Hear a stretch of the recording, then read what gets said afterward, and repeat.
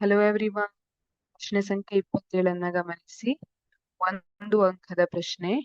ಯುಗ್ಮಜ ಒಂದರಲ್ಲಿ 24 ಜೊತೆ ವರ್ಣತಂತುಗಳಿವೆ. ಆಗ ಲಿಂಗಾಣುಗಳಲ್ಲಿರುವ ವರ್ಣತಂತುಗಳ ಸಂಖ್ಯೆಯು.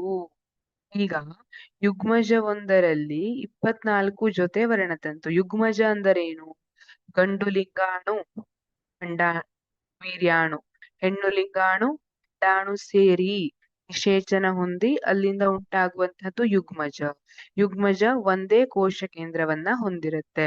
ಇದರಲ್ಲಿ 24 ಜೊತೆ ವರ್ಣತಂತುಗಳು. ಈಗ ಅಂಡಾಣುವಿನಿಂದ ಅಥವಾ ಅಂಡಾಣು ಅಂತ ತಗೊಳ್ಳೋದು ಬೇಡ, ಹೆಣ್ಣು ಲಿಂಗಾಣು ಅಂತ ತಗೊಳ್ಳು.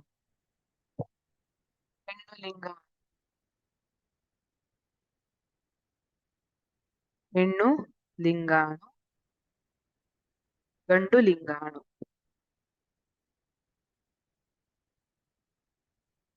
ಇವೆರಡು ಸೇರಿ ಯುಗ್ಮಜವನ್ನ ಉಂಟು ಮಾಡ್ತಾ ಇದೆ. ನಿಷೇಚನಗೊಂಡು ಯುಗ್ಮಜವನ್ನ ಉಂಟು ಮಾಡ್ತಾ ಇದೆ.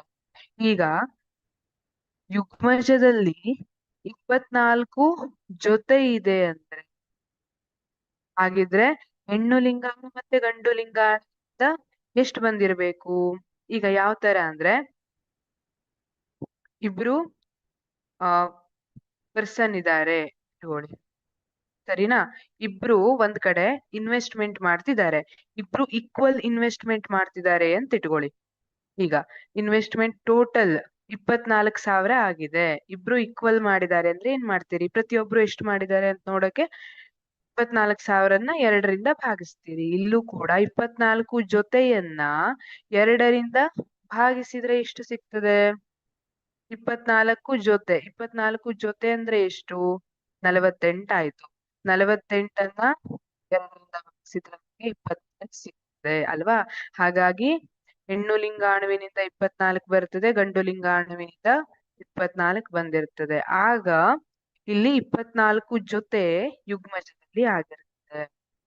ಹಾಗಾಗಿ ಆಪ್ಷನ್ ಎ 24 ಜೊತೆ ತಪ್ಪಾದ ಉತ್ತರ. ಆಪ್ಷನ್ ಬಿ 48 ತಪ್ಪಾದ ಉತ್ತರ. ಆಪ್ಷನ್ ಸಿ 6 ಜೊತೆ ತಪ್ಪಾದ ಉತ್ತರ. ಆಪ್ಷನ್ ಡಿ 24 ಜೊತೆ ಸಾರಿ 24 ಜೊತೆ ಅಲ್ಲ, ಆಪ್ಷನ್ ಡಿ 24 ಸರಿಯಾದ ಉತ್ತರ. 24 ಹೆಣ್ಣು ಲಿಂಗಾಣುವಿನಲ್ಲಿ 24 ಗಂಡು ಲಿಂಗಾಣುವಿನಲ್ಲಿ ವರ್ಣತಂತುಗಳಿರ್ತವೆ.